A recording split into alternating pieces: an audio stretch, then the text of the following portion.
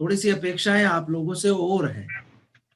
अपेक्षाएं इतनी सी है कि जो होमवर्क, जैसे आज 190 से 199 के बीच में हमने यात्रा की, उस पर यदि एक पेज में नोट्स बनाने की कोशिश करें और मगअप कर लें आप, है ना, कोशिश करेंगे उस पर भी। माइंड मैपिंग कैसे होगी वो आगे चर्चा करेंगे। अभी थोड़ा सा अभी बाकी आपके लिए टेस्ट पेपर वगैरह ये तैयार होने में समय लग रहा है, इसलिए कम समय मिल पा रहा।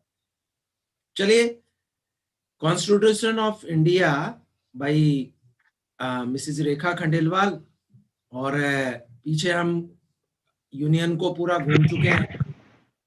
यूनियन को लेकर हमारी चर्चा हो चुकी है। वहां देखिए आप, कहाँ से चालू हुआ, 53 से चालू हुआ या 52 से? 52 से चालू हुआ, 78 तक चला, फिर 79 से कहाँ तक चला? अच्छा 50, सॉरी सॉरी सॉरी, हाँ 78 तक चला, फिर 79 से 122, 122, फिर 123, फिर 124 से 147, एंड 148 से 151। अब 152 से कहाँ तक चलना है रेखा अपने को? 167, 167।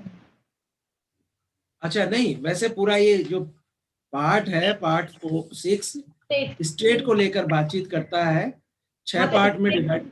एग्जीक्यूटिव तो 167 तक है, और ऐसे ही शायद 212 तक होगा। इसको भी जरा देखेंगे मित्रों। पार्ट जो 6 है हमारा, वो हमारा चलेगा 237 तक, 153 से 152 से 237 तक। 6 पार्ट है इसके।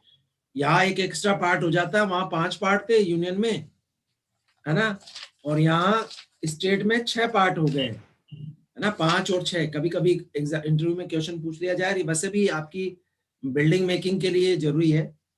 पहला चैप्टर आ गया आपका जनरल, दूसरा एग्जीक्यूटिव, तीसरा स्टेट लेजिस्लेचर, चौथा लेजिस्लेटिव पावर ऑफ गवर्नर। जैसे वहां 123 था, यहाँ 213 हो गया है शायद, मुझे ऐसा लग रहा है। और फिर हाई कोर्ट्स आ गया है, और 6th आ गया सबऑर्डिनेट कोर्ट्स, यहाँ चेंज हो गया। Over to Mrs Rekha Khandelwal to discuss about this. Thank you sir. Good morning to all of you. Sir आप नोट्स शेयर कर दीजिए। बिल्कुल बिल्कुल, मैं कर रहा हूँ रेखा, आज मॉर्निंग में शेयर कीजिए। हाँ हाँ। Good morning to all of you. Today we will discuss about the part 6। लेकिन इससे पहले अपन एक बार 148 to 151 पार्ट 5 जो कि कंट्रोलर की बात करता है, उसके बारे में डिस्कस कर लेते हैं। अपन ने लास्ट में यूनियन के बारे में पढ़ा था, यूनियन एग्जीक्यूटिव लेजिस्लेचर वगैरह के बारे में पढ़ा था। तो उसका एक पार्ट था कि जो इंडिया है उसका एक कंट्रोलर ऑडिटर जनरल होगा। कंट्रोलर ऑडिटर जनरल मतलब नियंत्रक महालेखा परीक्षक, हिंदी में बोलते हैं जिसे। और ये इसके बारे में बताया गया है आर्टिकल 148 to 151। क्या कहता है? ये कहता है कि इंडिया का, भारत का एक कंट्रोलर ऑडिटर जनरल होगा, महालेखा परीक्षक होगा। किसके द्वारा नियुक्ति किया जाएगा? वो होगा प्रेसिडेंट के द्वारा। और प्रेसिडेंट के द्वारा कैसे किया जाएगा? जैसे कि कॉन्स्टिट्यूशन में बताया गया है, अकॉर्डिंग टू दैट किया जाएगा, और अकॉर्डिंग टू दैट उसको शपथ लेनी होगी। और उसकी जो भी उसकी कंडीशंस है, उसकी सेवा है, उसकी शर्तें हैं, वो होंगी जो संसद लॉ बना के डिसाइड करेगी। और जब तक संसद लॉ बना के डिसाइड नहीं करेगी, तब तक वो रहेंगी जो डोमिनियन टाइम पे उस टाइम पे रखी गई थी। फिर बात करता है कि उसके बारे में महालेखा परीक्षक का जो वेतन होगा, वो जो सुप्रीम कोर्ट के जज है, उसके सुप्रीम कोर्ट की जो न्यायाधीश है उसके बराबर दिया जाएगा। और उसके वेतन भत्ते भी सब जो कंसोलिडेटेड फंड है उस पर भारित होंगे। और उसके सेवा काल में उसके दौरान कोई भी ऐसा चेंजेस नहीं किया जाएगा जो उसके लिए उसके हित में नहीं है, उसके लिए अलाभकारी है। और इसी के साथ था कि उसे सिर्फ उन्हीं कारणों से हटाया जा सकता है जिस तरह से उच्चतम जो न्यायालय है, सुप्रीम कोर्ट है, उसके जज को हटाया जा सकता है। और एक बार यदि उसको हटा दिया गया तो फिर वो भारत में किसी भी राज्य सरकार के अधीन कोई पद धारण करने के लिए योग्य नहीं होगा। ये है कंट्रोलर ऑडिटर जनरल सीएजी के बारे में। फिर इसके क्या क्या ड्यूटीज होंगे, क्या पावर होंगी, तो इसके बारे में बताया गया था कि वो उन सभी पावर्स को यूज लेगा जो कि पार्लियामेंट है वो विधि द्वारा उनके लिए डिसाइड करेगी, और यदि संसद कोई नहीं बनाई तो वो ही होंगी जो कि और जो उनकी ड्यूटीज होंगी वो दो रूप में होंगी, एक तो होंगी अकाउंटेंट के रूप में और दूसरी होगी ऑडिटर के रूप में। अकाउंटेंट के रूप में जो ड्यूटी होगी वो भारत की जो कंसोलिडेटेड फंड है, जो संचित निधि है, उससे जो निकाली जाने वाली जो भी फंड है, जो भी रकम है, उसमें किस तरह से नियंत्रण रखना है उससे रिलेटेड होगी। और दूसरी जो ऑडिटर के रूप में होगी वो यूनियन और जो स्टेट के बीच में जो खर्चे होते हैं, जो उनका जो हिसाब होता है, जो लेखे जोखे होते हैं, उस पे जो ऑडिट करना है उस रूप में होगी। तो एक तो अकाउंटेंट के रूप में होगी और एक ऑडिटर जनरल के रूप में होगी। और वह इन जो स्टेट और जो यूनियन के बीच की जो अकाउंट्स हैं उनको जिस प्रारूप में रखेगा उसको बोला जाएगा ऑडिट रिपोर्ट, संपरीक्षा प्रतिवेदन। और इस संपरीक्षा प्रतिवेदन को उसको प्रेसिडेंट के सम्मुख रखना होगा, और जहां प्रेसिडेंट के सम्मुख रखना होगा जो कि संसद के प्रत्येक सदन के समक्ष रखवाएगा, जो प्रेसिडेंट रखवाएगा। इसी के साथ यदि किसी राज्य से संबंधित कुछ लेखे जोखे हैं, कुछ अकाउंट्स वगैरह है, उसकी जो रिपोर्ट है वो राज्य की जो गवर्नर है, राज्यपाल है, उसके समक्ष रखी जाएगी, और वो उनकी राज्य की जो लेजिस्लेटिव है, जो विधानमंडल है, लेजिस्लेचर है, उसके समक्ष रखवाएगा। तो ये है कंट्रोलर ऑडिटर जनरल की ड्यूटीज और उसकी पावर, और साथ में उसका जो भी अपॉइंटमेंट है, उसकी जो भी सेवा शर्तें हैं। अब अपन आते हैं नेक्स्ट पार्ट, पार्ट 6। जैसा कि अपने सर ने बताया कि इसको 6 पार्ट में डिवाइड किया गया है। आज अपन बात कर रहे हैं एग्जीक्यूटिव की, पार्ट 6। इसमें एक पार्ट फर्स्ट जो जनरल के बारे में बताया गया है वो आर्टिकल 152 एक डेफिनेशन क्लॉज बताया गया है, जिसमें ये बताया गया है कि in this part, unless the context otherwise requires, the expression state does not include the state of Jammu and Kashmir. अब यहाँ ये बताया गया है कि ऐसे भी जम्मू कश्मीर स्टेट रहा नहीं है, यूनियन टेरिटरी हो गया है, और अब आगे इसमें अभी तक तो कुछ अमेंडमेंट हुए नहीं, अब देखें क्या होंगे। तो ये बताता है कि जम्मू कश्मीर जब तक कुछ कोई भी संदर्भ से अन्यथा अपेक्षित न हो, राज्य पद के अंदर जम्मू कश्मीर राज्य नहीं आता। अब अपन बात करते हैं chapter number 2, the executive, the govern, executive के बारे में बात करते हैं। तो ये एग्जीक्यूटिव है, ये किस से मिलके बनी है? तो ये एग्जीक्यूटिव को अपन देखते हैं।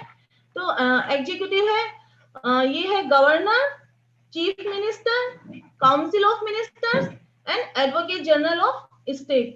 तो आज अपन एग्जीक्यूटिव में governor, chief minister, council of ministers and advocate of general, ये सब मिलकर तो एक एग्जीक्यूटिव बनाते हैं, राज्य की जो कार्यपालिका है।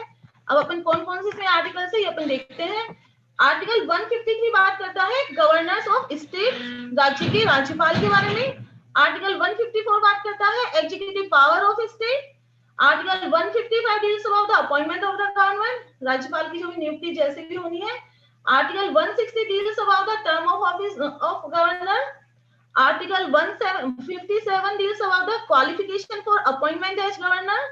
Article 158 deals about the conditions of governor's office.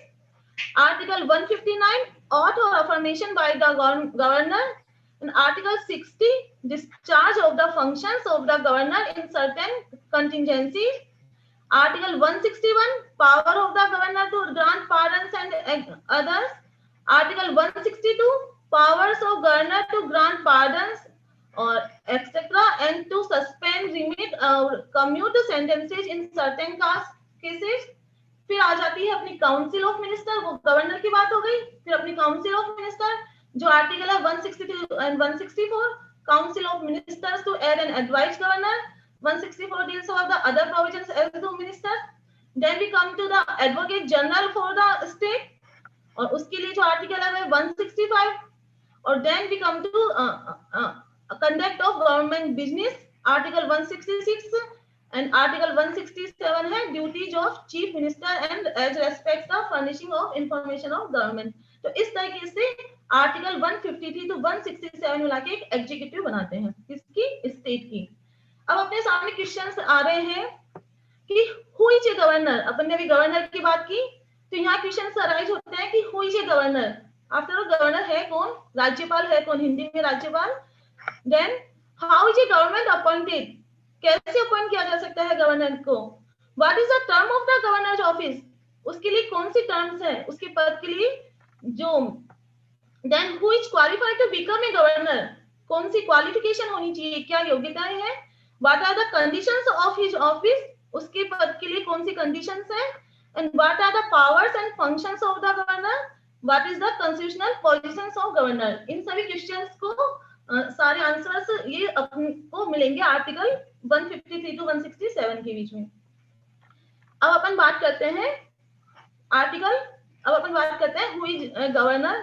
से पहले बात करते हैं the state executive is made up of the governor, chief minister, council of minister and advocate general of state. जैसा कि अपन ने भी बात की थी, governor as president heads the state government and article 153 to 161 in the Indian constitution deal with the provisions related to the state government of the country.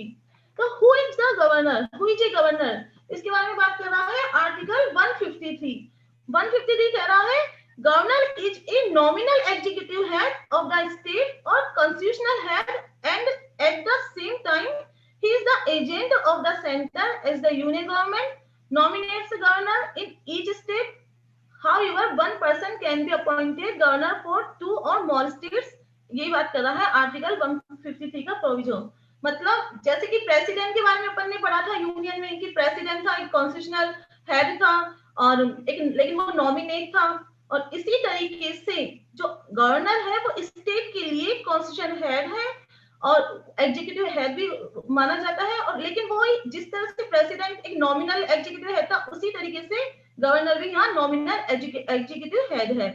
फिर यहाँ बात करते हैं साथ he is the agent of the centre, वो union जो government है उसके एजेंट के रूप में माना जाता है, क्योंकि उसके बारे में अपन बात करेंगे आगे जो अपॉइंटेड होता है कि क्यों वो एक एजेंट के तौर पे है, क्यों उसको एजेंट माना गया है।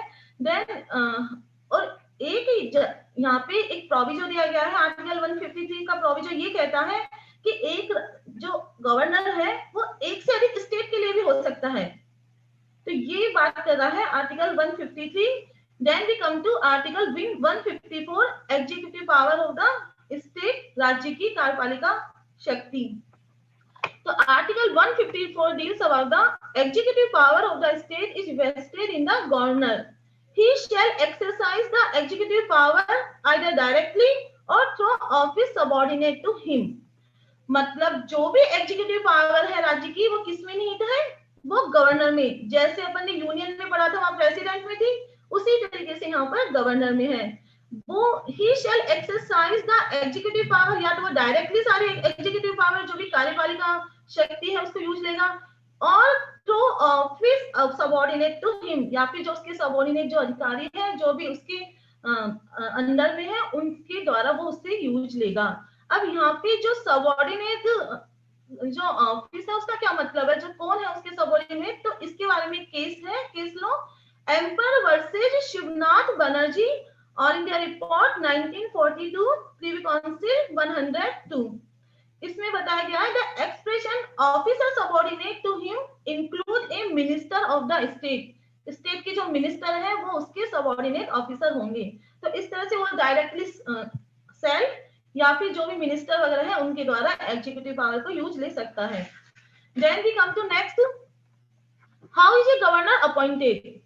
गवर्नर को अपॉइंट कैसे किया जा सकता है, उसकी नियुक्ति कैसे हो सकती है। जैसे अपने प्रेसिडेंट में पढ़ा था कि वहां पर्टिकुलर एक इलेक्टोरल बोर्ड होता था और एक प्रोसीजर था, यहाँ ऐसा कुछ भी नहीं है। अपन कंपैरेटिव स्टडी इसलिए कर रहे हैं जिससे अपन कंपैरिजन करते हुए लर्न भी हो जाए, और इसके जो अपन आर्टिकल्स देख रहे हैं यदि अपन वहां आर्टिकल्स देखेंगे तो भी वो अकॉर्डिंग टू दैट ही है। जैसे यहाँ पर how is a governor appointed, article 155 इसकी बात कर रहा है, तो वहां भी 154 में उसका इलेक्टोरल बोर्ड बताया गया था, वो सॉरी 54 में, और 55 में उसका प्रोसीजर बताया गया। तो यहाँ पर कंपैरेटिव स्टडी करते हैं तो दोनों बहुत अच्छे से अपने माइंड में फिक्स हो जाता है। तो how is a governor appointed, the Indian president appoints governor for each state by warrant under his hand and seal. Central government is responsible to nominate the governor for each state.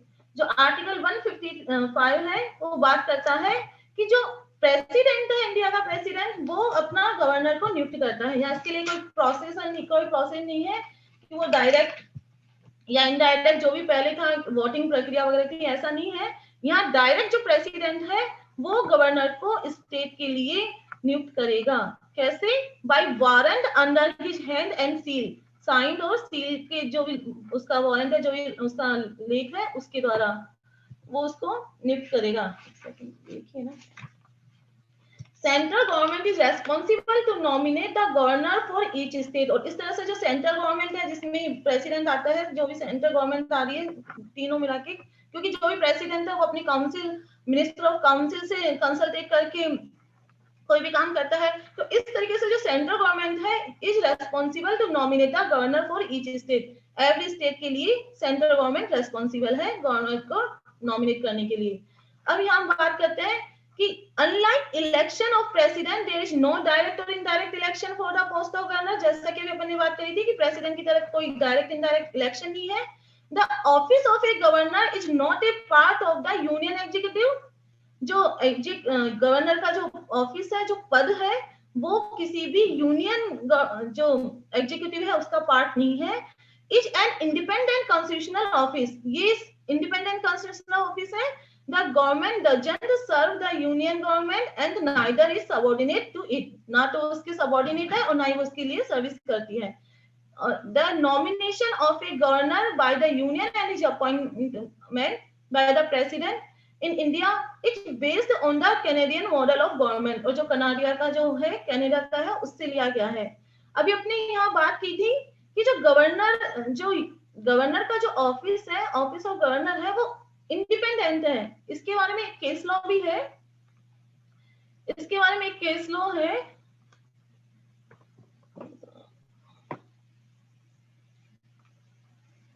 Hargovind versus Raghukul, Hargovind versus Raghukul, sorry मैंने शायद इसमें इसको name नहीं किया। Hargovind versus Raghukul, all India report 1979, supreme court 1109। All India Hargovind versus Raghukul, all India report 1979, supreme court 1109, जिसमें बताया गया है कि जो गवर्नर है वो केंद्रीय सरकार के अधीन नहीं है, सबऑर्डिनेट नहीं है। और इसके साथ इसमें ये भी बताया गया है कि 319 डी का जो भी प्रोविजन है, जो भी प्रतिषेध है, वो उस पर लागू नहीं होगा। 319 है सर्विसेज से रिलेटेड, जिसमें पब्लिक कमीशन, लोक सेवा आयोग के बारे में बताया गया है, पब्लिक सर्विस आयोग के कमीशन के बारे में भी इसमें बताया गया है। तो उसके लिए उसमें कुछ प्रोविजंस दिए गए हैं दी, लेकिन यहाँ पर ये इससे भी फ्री है। जो गवर्नर का जो पोस्ट है, गवर्नर का पद है, और इस पर जो भी पब्लिक सर्विस कमीशन है उसके किसी भी सदस्य को राज्यपाल के जो पद है उस पर नियुक्त किया जा सकता है। राज्यपाल का जो पद है वो एक संवैधानिक, एक कॉन्स्टिट्यूशनल ऑफिस है और वो केंद्रीय सरकार के अधीन या उसके नियंत्रण में नहीं है। जैसा कि अपन ने पहले बात की थी कि ये एक इंडिपेंडेंट है, ना तो यूनियन जो गवर्नमेंट है, केंद्रीय जो सरकार है उसके लिए सर्विस करता है, और ना उसके सबऑर्डिनेट है। और कोई भी जो पब्लिक सर्विस कमीशन है उसका कोई भी मेंबर इसके लिए अपॉइंट हो सकता है गवर्नर के ऑफिस के लिए। Next we come to article number 156, what is the term of the governor's office. After all governor's का जो ऑफिस है उसके लिए कौन सी टर्म्स है, उसकी क्या, उसके लिए क्या उसकी अवधि है वगैरह जो भी है, तो उसके लिए बात करता है आर्टिकल 156। ये बात करता है कि the governor holds the office under the pleasure of the president. जो गवर्नर का जो पद है, जो ऑफिस है, वो प्रेसिडेंट के प्लेजर में है। उसकी जब तक प्रेसिडेंट चाहे तब उसको वो हटा सकता है। प्लेजर का मतलब ये हुआ यहाँ, pleasure of the president. Subject to this rule the tenure of the office of the governor is fixed for 5 years from the date on which he enters upon his office। तो मतलब and president can remove the governor anytime and the grounds upon which he may be removed are not laid down in the constitution। Governor may also get transferred from one state to another by the president। He also can be reappointed। तो यहाँ की बात करता है कि जो governor का जो पद है, जो राज्यपाल है, उसका जो पद है, वो जब तक प्रेसिडेंट चाहे तब तक रहेगा, यदि प्रेसिडेंट चाहे तो उसको हटा सकता है। और इसी सब्जेक्ट के रहते हुए जनरली उसका 5 इयर्स की उसकी अवधि बताई गई है, लेकिन इस पीरियड के अंदर यदि प्रेसिडेंट चाहे तो उसको हटा सकता है। ये प्रेसिडेंट की प्लेजर, इसलिए इसको प्लेजर ऑफ द प्रेसिडेंट, ये प्रसाद पर्यान का पद ये भी बोलते हैं। और चाहे तो और उसके लिए क्या ग्राउंडेड है, इसका भी कॉन्स्टिट्यूशन में कहीं भी उल्लेख नहीं किया गया है कि कौन से ग्राउंड पे किस आधार पर उसको हटाया गया है राज्यपाल को। साथ में वो यहाँ पे प्रेसिडेंट चाहे तो उसे एक स्टेट से दूसरे स्टेट में ट्रांसफर भी कर सकता है और उसको रिअपॉइंट भी कर सकता है। ये प्रेसिडेंट की एक पावर कह सकते हैं अपन यहाँ पे। फिर यहाँ बात करते हैं, the governor may by writing under his hand address to the president resign his office.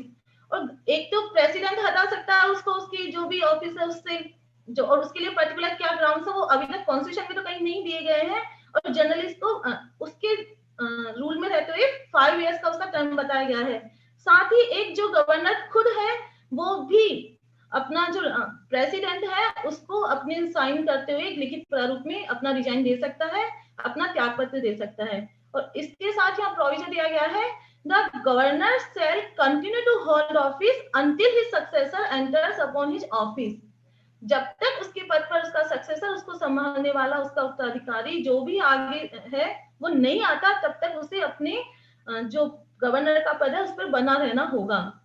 On president's discretion the chief justice, और एक on president's discretion the chief justice of the high court of the concerned state can also be appointed as the governor on a temporary basis when and how the president thinks fit.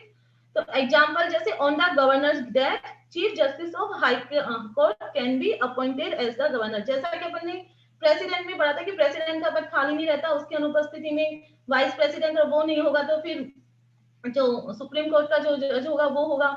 उसी तरीके से जो यहाँ पर है, जो supreme court का जो चीफ जस्टिस होगा वो होगा। उसी तरीके से यहाँ पर है कि गवर्नर, जब गवर्नर का पद मान लो गवर्नर की डेथ हो जाती है तो उस सिचुएशन में जो यदि प्रेसिडेंट ठीक समझता है तो वो chief justice of high court का जो चीफ, वहां तो सुप्रीम कोर्ट के चीफ जस्टिस थे, यहाँ हाई कोर्ट के चीफ जस्टिस को वहां पे अपॉइंट किया जा सकता है टेम्परेरी बेस के लिए, टेम्परेरी पीरियड के लिए। और लेकिन पद पे कोई ना कोई जरूर रहेगा, वो खाली नहीं रह सकता है। जैसे रिजाइन दे दिया हो उसने बीच में तो फिर वहां पे वो जो टेम्परेरी, तो उस सिचुएशन में भी वो जो प्रेसिडेंट ठीक समझती है तो वो chief justice of high court को अपॉइंट कर सकती है। इसी तरीके से इसके अब यहाँ पे बात आती है कि क्या प्रेसिडेंट का पावर, फिर यहाँ तो मनमानी वाली शक्ति हो गई, प्रेसिडेंट जो चाहे वो कर सकता है गवर्नर के लिए, जबकि बताया गया कि गवर्नर का अपना इंडिपेंडेंट है। वो एक साइड तो बात कर रहा है कि जो यूनियन गवर्नमेंट है उसकी कोई सबऑर्डिनेट नहीं है, ये एक इंडिपेंडेंट पर एक तरफ बात कर रहा है ये कि जो प्रेसिडेंट है उसका जब उसकी इच्छा होगी तब उसको हटा सकता है। तो इस सिचुएशन में क्या हुआ, एक केस लॉ आया इन BP Singhal versus union of India 2010 volume 6 supreme court cases 331। अब इस केस में ये रखा गया, इसमें ये था, इस केस का जो आधार था वो ये था कि governors can not be dismissed arbitrarily on ground that the central government have lost confidence in him and does not agree with its policies and ideology. तो इसमें ये था कि ऐसा नहीं है कि बीपी सिंह का जो केस था उसमें ये बात रखी गई थी कि सरकार इस तरीके से जो केंद्रीय सरकार है उसकी इच्छा का गुलाम हो जाएगा। तो यहाँ यही था कि जो गवर्नर है उसकी जो पदच्युति है उसका जो केंद्र सरकार की इच्छाओं एवं नीतियों का पालन न करने के आधार पर नहीं की जा सकती। अब यहाँ क्या बात रखी गई थी, यहाँ यह बात रखी गई थी कि यहाँ पे वही फुल बेंच थी और उसमें ये रखा गया था कि जो गवर्नर है उसकी जो पदच्युति है, उसका जो पीरियड है केवल इस आधार पर नहीं की जा सकती, केवल इस आधार पर उसको डिसमिस नहीं किया जा सकता कि वह सेंट्रल गवर्नमेंट या शासक दल की जो भी उनकी इच्छाएं हैं, जो भी उनकी पॉलिसीज है वो गवर्नर से सहमत नहीं है या उसका विश्वास खो दिया है। इसमें एक PIL दर्ज हुई थी और इसमें फिर ये बताया गया था कि जो भी प्रसाद पर्यंत का जो सिद्धांत है, प्लेजर ऑफ जो प्रेसिडेंट है, उसका जो भी डॉक्ट्रिन है, उसके बारे में एक समीक्षा की जानी चाहिए कि किस बेस पर तो हटाया जा सकता है, किस बेस पे नहीं हटाया जा सकता। तो यहाँ ये कहा गया था, यहाँ पर उच्चतम न्यायालय ने सर्वसम्मति से यह निर्णय दिया था कि जो गवर्नर है, जो राज्यपाल है, उसका जो ऑफिस है, उसका जो पद है, वो एक प्रमुख संवैधानिक पद है और उसकी पदच्युति उसको मनमाने या दुर्भावना से नहीं की जा सकती। यद्यपि अनुच्छेद ये जो आर्टिकल 156 फर्स्ट बात कर रहा है, उसके अकॉर्डिंग जो प्रेसिडेंट का जो प्लेजर है, उसके जो प्रस्थान पर्यंत है, उसके पद पर ही वो बना रहेगा और उसे पदच्युति का कारण भी नहीं बताया जाएगा। किंतु जो प्रसाद का सिद्धांत है, वो लोकतांत्रिक संविधान के अधीन उस रूप में लागू नहीं किया जा सकता जिस रीति से और उसे मनमाने या अयुक्तियुक्त रूप से हटाया जा सके। और इसके लिए इस शक्ति का प्रयोग आपवादिक, इसलिए कहा गया कि इस शक्ति का प्रयोग सिर्फ आपवादिक परिस्थितियों और विधिक अनिवार्य आधारों पर ही किया जाएगा। जो ये प्रसाद पर्यंत वाला जो शक्ति है प्रेसिडेंट की, उसके लिए एक तो जो भी कंडीशन है वो आपवादिक होनी चाहिए और वो विधिक अनिवार्य आधारों पर भी किया जाएगा। और किसी मामले में अनिवार्य कारण है या नहीं, वह परिस्थितियों पर आधारित होगा। वो पर्टिकुलर जो मामला होगा उसकी परिस्थितियों पर उससे निर्णय लिया जाएगा। और इस तरीके से केंद्रीय सरकार या शासक दल की इच्छाओं या नीतियों के पालन नहीं करने के आधार पर उसको डिसमिस नहीं किया जा सकता। अर्थात और यदि ये यदि उसका डिसमिस होना यह दिखाता है किसी भी कारणवश कि उसकी जो पदच्युति है वो मनमाने या दुर्भावना से की गई है, तो न्यायालय उस सामग्री को मांग सकता है जिसके आधार पर उसकी पदच्युति का निर्णय लिया गया है, उसको डिसमिस किया गया है। और इस प्रश्न पर पिटिशनर को, जिसने भी PIL लगाई है, उसको न्यायालय में आने का भी कोई अधिकार नहीं है। न्यायालय ने जो निर्णय दिया है वो सार्वजनिक महत्व के संबंध में दिया गया है और वो राज्यपाल का जो संवैधानिक पद है उसकी गरिमा और प्रतिष्ठा को बनाए रखने के लिए दिया गया है। इस तरीके से ये जो इन BP सिंगल है उसमें कॉन्स्टिट्यूशनल जो पद है उसको बनाए रखने के लिए ये निर्णय लिए गए कि जो प्रेसिडेंट है तो वो प्रसाद पर्यंत ही, लेकिन इस शक्ति का प्रयोग वो आपवादिक स्थितियों में करेगा और अनिवार्य विधि आधार पे करेगा। और ऐसी कोई सिचुएशन है वो ये परिस्थितियां निर्धारित करेगी जो उस मामले में होंगी, और ये परिस्थितियों के लिए कोई कारण है या नहीं है, इसकी मांग उच्चतम न्यायालय कर सकता है, उन कारणों को मांग सकता है जिन कारणों के आधार पर उसको डिसमिस किया गया है। Now we come to next, who is qualified to become a governor. तो इसके बारे में है आर्टिकल 157। आर्टिकल 157 कहता है कि गवर्नर पद के लिए कौन क्वालिफाई है और कौन नहीं। तो गवर्नर पद के लिए जो क्वालिफिकेशन होनी चाहिए, जो क्वालिफाइड है वो होना चाहिए, उसके लिए सिर्फ इंडियन सिटीजन होना चाहिए और 25 इयर्स ओल्ड, और उसकी जो एज है वो 25 इयर्स ओल्ड होनी चाहिए। तो ये बता रहा है आर्टिकल 157। फिर यहाँ पर दो चीजें और बताई गई है। There are 2 conventions that the government follow before nominating a person as a governor. तो किसी भी पर्सन को गवर्नर के रूप में नॉमिनेट करने के लिए ये 2 कन्वेंशंस, 2 बातें और हैं। एक तो है that person is not appointed as the governor who belongs to the state. तो जो भी स्टेट है, और एक है he shall be an outsider having no relation with the state he is being appointed to. Then consultation of the chief minister is taken by the president before appointing a governor. So it should also be noted that both the above conventions are not absolute and have been ignored by the union government in many instances.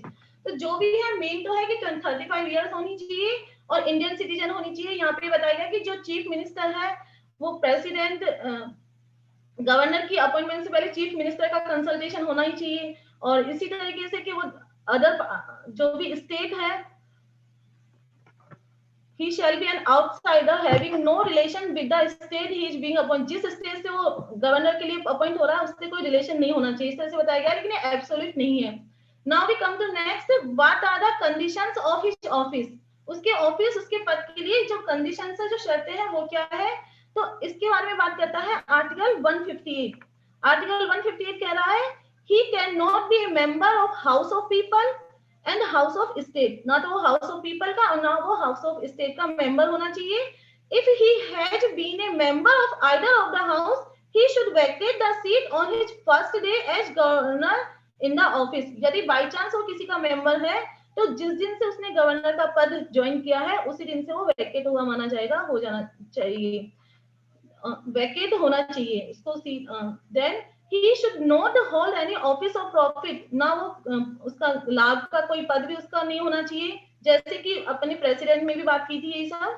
For his residence, राज्य भवन is provided to him without the payment of rent, और राज्य भवन उसको बिना किसी payment के उसके लिए यूज के लिए दिया जाएगा।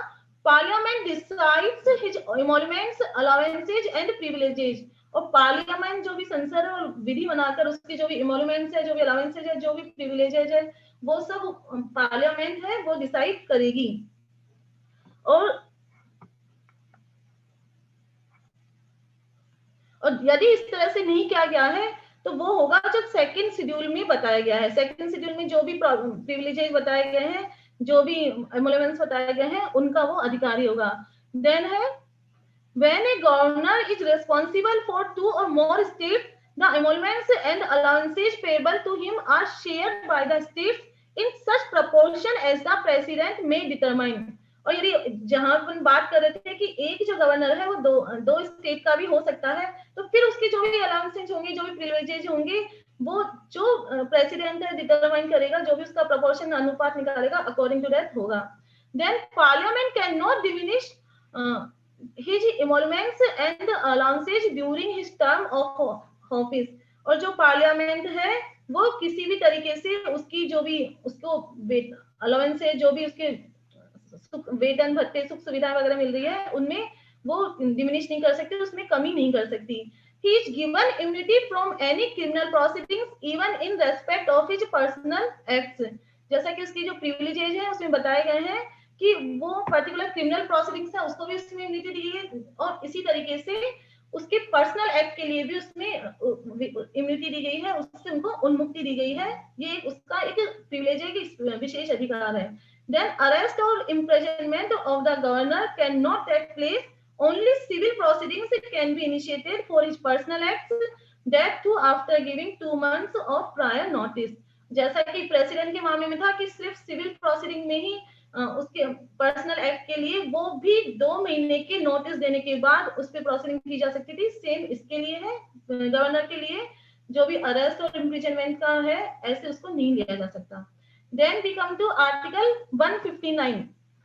159 बात करता है ऑथ और अफर्मेशन बाय द गवर्नर। जो गवर्नर है उसके बारे में जो ऑथ ली जाएगी वो बात करता है वो किसके द्वारा किसके समक्ष ली जाएगी। तो the governor shall take oath before entering upon his office in the presence of the chief justice of the high court। वहां जो प्रेसिडेंट था वो सुप्रीम कोर्ट के चीफ जस्टिस के सामने लेगा था, और यहाँ ये हाई कोर्ट के चीफ जस्टिस के सामने अपनी ओथ लेगा और exercising jurisdiction in relation to the state. जिस स्टेट के लिए उसको गवर्नर के रूप में अपॉइंट किया जा रहा है उस स्टेट के हाई कोर्ट के चीफ जस्टिस के सामने।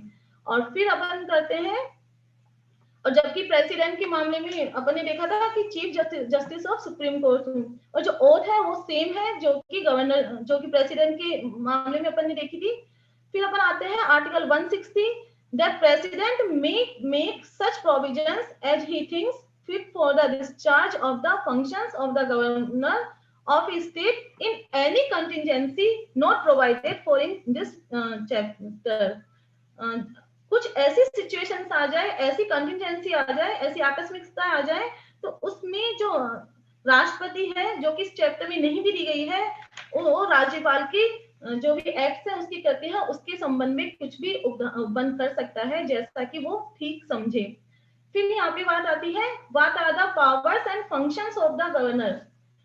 यहाँ पे अपन जो इसकी पावर्स है उसको भी पावर्स को जैसे कुछ बातों में कुछ पावर्स जैसे अपन बांटा गया है, जैसे judicial power, executive power, legislative power, और जुडिशियल पावर है, एग्जीक्यूटिव पावर है, लेजिस्लेटिव पावर है और फाइनेंशियल पावर है। तो फाइनेंशियल पावर से यहाँ आज अपन सिर्फ की जुडिशियल पावर लेते हैं जो आर्टिकल 166 में बताया गया है। The following are the judicial powers and functions of the governor. He has the following pardoning powers against punishment, pardon, deprive, respite, remit, commute. President consults the governor while appointing judges of high court, or in consultation with the state high court, governor makes appointments, postings and promotions of the district judge. In consultation with the state high court and state public service commission, he also appoints persons to the judicial services. तो अपन ने देखा कि यहाँ पे जो judicial power है इसकी जो जुडिशियल पावर है, जैसे प्रेसिडेंट की पावर थी कि प्रेसिडेंट भी जो पर्टिकुलर कोई किसी काम के लिए कोई पनिशमेंट दिया गया है तो उसको पार्डन कर सकता था, क्षमा कर सकता था, उसका प्रविलंबन कर सकता था, उसका विराम परिहार मतलब कम करना, उसको स्थगित करना, उसका जो था उसको बदल देना, जो भी उसको पनिशमेंट मिला उसको बदल देना। उसी तरह की जो पावर्स है वो जो गवर्नर है, गवर्नर ऑफ स्टेट, उसको भी दी गई है।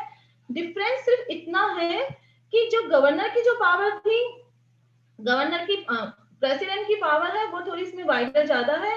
वो जो मृत्यु दंड भी दिया जाता है उसमें भी वो पार्डन दे सकता था, क्षमा दे सकता है, लेकिन जो गवर्नर है उसको इसमें पावर नहीं है। जुडिशियल पावर सिर्फ वो मृत्यु दंड को वो क्षमा नहीं कर सकता, उसमें वो पार्डन नहीं दे सकता। तो यहाँ इसकी ये जुडिशियल पावर आती है, इसके बारे में upon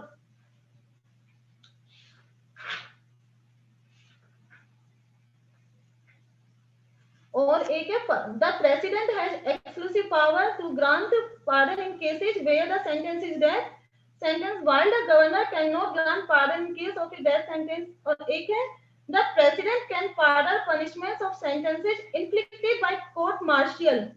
the governors have no such power in respect of suspension, remission and commutation of sentences of death. Both have concurrent power. सिर्फ दो है सिमिलर पावर है, लेकिन जहां यहाँ कोर्ट मार्शल की पावर भी थी प्रेसिडेंट को, वहां गवर्नर के लिए नहीं है।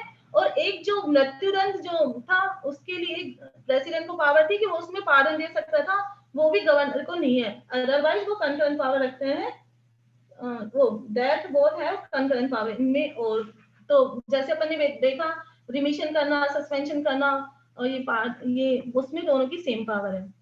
तो बस आज अपन ने इतना पढ़ा, जो भी गवर्नर है, कौन तो गवर्नर है, क्या इसका अपॉइंटमेंट है, और क्या इसके टर्म्स ऑफ ऑफिस है, क्या इसके लिए कंडीशंस है, और जो ऑथ वगैरह का प्रोसेस है, और powers.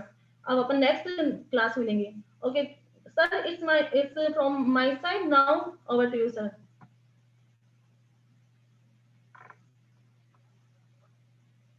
Sir? Thank you, Rekha. Thank you. Such a wonderfully you put